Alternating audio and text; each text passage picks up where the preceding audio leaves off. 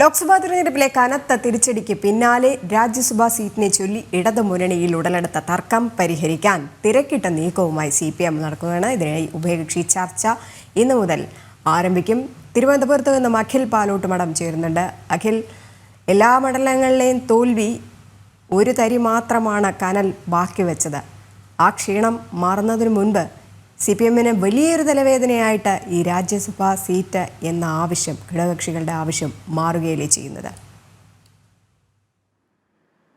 രജനി, സംസ്ഥാനത്ത് ഒഴിവ് വരുന്നത് 3 രാജ്യസഭാ സീറ്റുകളിലാണ്. അത് ഒന്ന് CPM-ന്റെ എളമരം കരീമിന്റെ ഒഴിവും അതുപോലെ തന്നെ CPI-യുടെ സംസ്ഥാന സെക്രട്ടറി ആയിട്ടുള്ള ബിനോയ് വിശ്വത്തിന്റെ ഒഴിവ് വരുന്നത്. അത് കഴിഞ്ഞാൽ കേരള കോൺഗ്രസ് M-ന്റെ ജോസ് കെ മാണിയുടെ കാലാവധി കഴിയുന്നത്. അങ്ങനെ 3 രാജ്യസഭാ സീറ്റുകളാണ് കേരളത്തിൽ നിന്നും ഒഴിവ് വരുന്നത്. അതിൽ 3 എണ്ണത്തിൽ 2 എണ്ണം മാത്രമാണ് നിലവിൽ CPM-നെ വിജയിപ്പിക്കാൻ കഴിയുക. നിയമസഭയിലെ കക്ഷിനില അനുസരിച്ച് ഒരെണ്ണം UDF-നുമായിരിക്കും വിജയിപ്പിച്ചെടുക്കാൻ കഴിയുക. പക്ഷേ 3 നിലവിൽ ഉള്ളത് കൊണ്ട് തന്നെ അത് ആർക്ക് നൽകണമെന്ന ഒരു ആശയക്കുഴപ്പമാണ് നിലവിൽ ഈ CPM-നെ സംബന്ധിച്ചിടത്തോളം ഉള്ളത്. അതിനു വേണ്ടിയിട്ടുള്ള LDF-ന്റെ ഔദ്യോഗികമായ യോഗം തിങ്കളാഴ്ച 10-ാം തീയതി ചേരുന്നുണ്ട്. AK സെന്ററിൽ വൈകുന്നേരം ചേരുന്നുണ്ട്.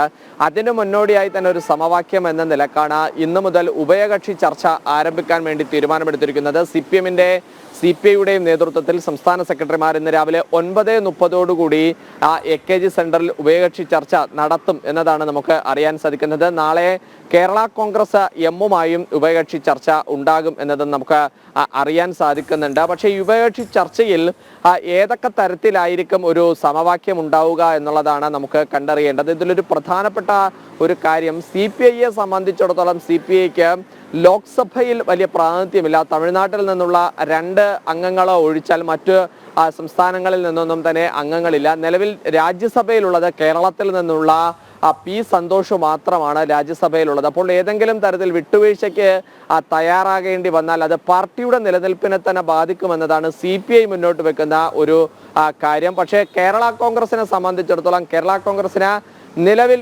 MP-മാരെ ഇല്ലാത്ത ഒരു സാഹചര്യമാണ്. അത് രാജ്യസഭയിലും ഇല്ല, ലോക്സഭയിലും ഇല്ലാത്ത അവസ്ഥയാണ്. കാരണം ലോക്സഭയിലെ ഉണ്ടായിരുന്നത് തോമസ് ചാഴിക്കാടനായിരുന്നു. കോട്ടയത്തെ പരാജയത്തോടുകൂടി ആ MP നഷ്ടപ്പെടുന്ന ഒരു സാഹചര്യം ഉണ്ടായിരുന്നു. ജോസ് കെ മാണിയുടെ കാലാവധി കഴിയുന്നതോടെ രാജ്യസഭയിലെ പ്രാതിനിധ്യവും അത് ഇല്ലാതാകും. അപ്പോൾ അങ്ങനെയാണ് എന്നുണ്ടെങ്കിൽ രാജ്യസഭയിലും ലോക്സഭയിലും പ്രാതിനിധ്യമില്ലാത്ത പാർട്ടിയായി കേരള കോൺഗ്രസിന് മാറേണ്ടി വരും. അപ്പോൾ അതും വലിയ പ്രതിസന്ധിയായിരിക്കും പാർട്ടിക്ക് ഉണ്ടാക്കുക. അതുകൊണ്ട് വിട്ടുവീഴ്ചയ്ക്ക് തയ്യാറാകാൻ കേരള കോൺഗ്രസും തയ്യാറായില്ല. പക്ഷേ LDF-ലെ തന്നെ മറ്റു ഘടകകക്ഷികളായിട്ടുള്ള LJD അതുപോലെ തന്നെ JDU ഒക്കെ തന്നെ ഈ രാജ്യസഭാ സീറ്റ് ആവശ്യപ്പെട്ടിട്ടുണ്ട്. കാരണം അവർക്കൊന്നും മന്ത്രിസ്ഥാനം നൽകിയതല്ല, മറ്റു അധികാരങ്ങളൊന്നും തന്നെ നൽകിയതല്ല എന്നുള്ളത് കൊണ്ട് തന്നെയാണ്. ഇതിൽ ഏറ്റവും കൂടുതൽ LJD ആണ്, ശ്രേയസ് കുമാറാണ് ഇതിൽ രാജ്യസഭ വേണം എന്നുള്ള ആവശ്യവുമായി രംഗത്തുള്ളത്, സജീവമായി രംഗത്തുള്ളത്.